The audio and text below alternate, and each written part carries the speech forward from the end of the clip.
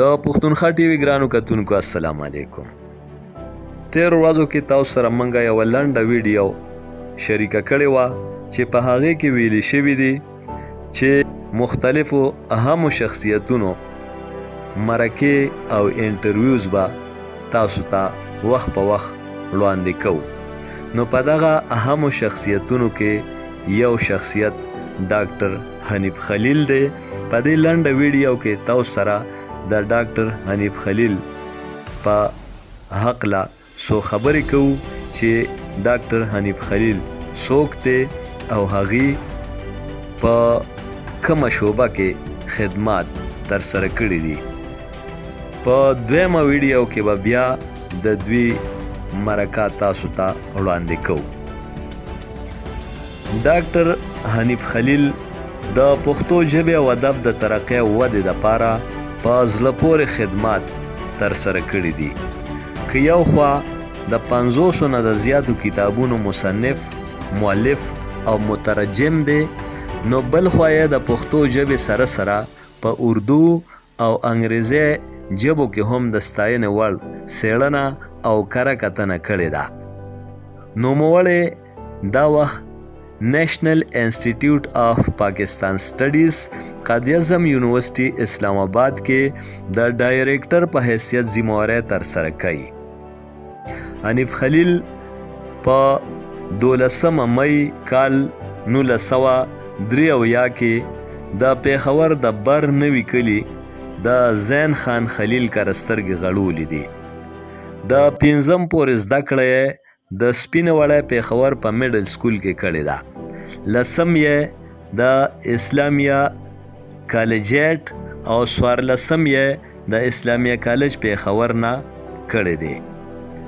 کال 1999 کې یې د پیښور پوهنتون پښتو ډپارټمنټ یا پښتو څانګې نه په پښتو ژبه کې د ایم اے سند د ګولډ میډل سره ترلاسه کړ. هم د دغه پوهنتون نه یې په کال 1999 کې د اردو ژبې د ماسټر سند واخیسته او دغه شان د پیښور پوهنتون د پښتو ډپارټمنټ نه یې په کال 2009 کې د پی ایچ ډي ډیګري ترلاسه کړه. په پښتونخوا کې ترقی پسند تحریک او د پښتو د ترقی پسند شاعرۍ تحقیقي او تنقیدي جایزه کال 1940 نه کال 1940 یا 1940 پورې په دې موضوع یې د پی ایچ ډي مقاله مکمل کړې ده او اوس په کتابي شکل کې چاپ ده. د ملازمت په لړ کې لومبې په سرکاري سکول کې استاد شو. بیا د ډي ای خان ډیګري کالج کې په کال 2000 کې لیکچرر شو. کال 2004 کې یا کال 2004 کې د قائد اعظم یونیورسٹی اسلام آباد پاکستان سټډي څانګې ته د لیکچرر په حیثیت لاړه چې د همدغه ادارې د ډایریکټر تر عهدې ورسېده. په ریډیو پاکستان پیښور کې هم ذمہواری ترسره کړې دي. دې نه علاوه د پیښور پر ورځپاڼه وحدت، ورځپاڼه کسوټي او ورځپاڼه سرخاب کې تر یوې مودې سب ایډیټرو او بلها لیکونه او کالمونه یې چاپ دي. یعنی د صحافت په میدان کې هم په زړه پورې خدمات ترسره کړي دي.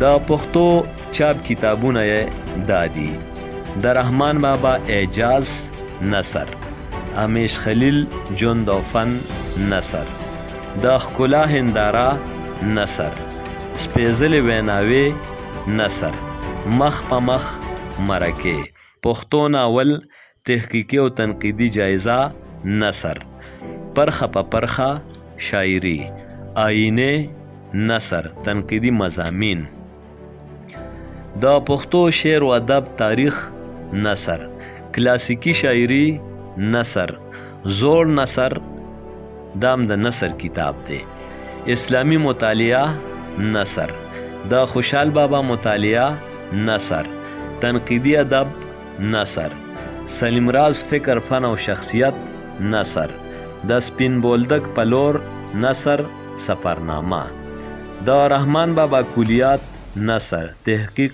او تنقید، د کاظم خان شیدا دیوان ترتیب او تدوین، رانه فکرونه نثر تنقید، کاکاجي صنوبر حسین مومند نثر تنقید په پښتو ادب کې نثر، رباعیات خیام پښتو ژباړه صنوبر حسین کاکاجي، د کاظم خان شیدا د دیوان شرحه نثر پښتانه په فلمي نړۍ کې نثر، ما خو لا هیڅ درته ویلي نه دي شاعري، او د اردو ځینې چاپ کتابونه یې دا دي: بابای غزل نثر، خطوط کامل نثر، باڑاگلی میں 3 دن نثر، اردو کی تشکیل میں پشتونوں کا کردار نثر، پشتون قبیلے اور ان کے لہجے نثر، پشتو زبان و ادب کی تاریخ، کاکاجی صنوبر حسین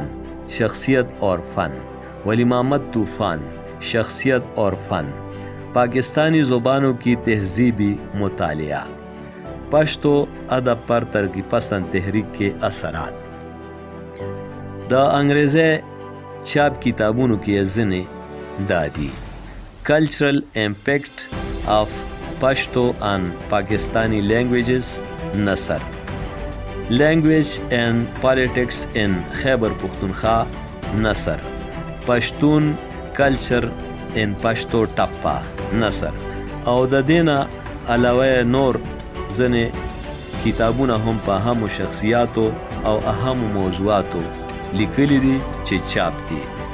دې نه علاوه د ایم نصاب دپاره ګایډونه هم چاپ دي چې ځینې پکې دا دي: ایم اول کال زوړ نثر، د پښتو ژبې او ادب تاریخ، د رحمان بابا مطالعه، د پښتو کلاسیکی شاعري، اسلامی مطالعه او پښتانه. د ایم دویم کال لپاره دا ګایډونه تیار کړي چې وخت په وخت څو ځله چاپ دي: نوې شاعري، نوې نثر او افسانوي ادب فکشن، د خوشحال بابا مطالعه، تنقیدي ادب، د حنیف خلیل په فن، شخصیت او زیار په بهر هیوادونو او پاکستان کې په انګلیش، اردو او پښتو کې نامتو لیکوالانو لیکل کړي دي چې نږدې ملګرو یې چې په هغې کې جوهر خلیل او شیر احمد خلیل شامل دي، دوی راغونډ کړي دي او 3 کتابونه یې ته چاپ کړي دي.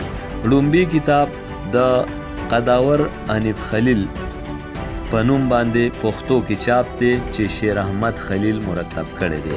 دویم کتاب حنیف خلیل فن اور شخصیت کې آئینے میں، دا په اردو کې چاپ دی چې جوهر خلیل مرتب کړی دی.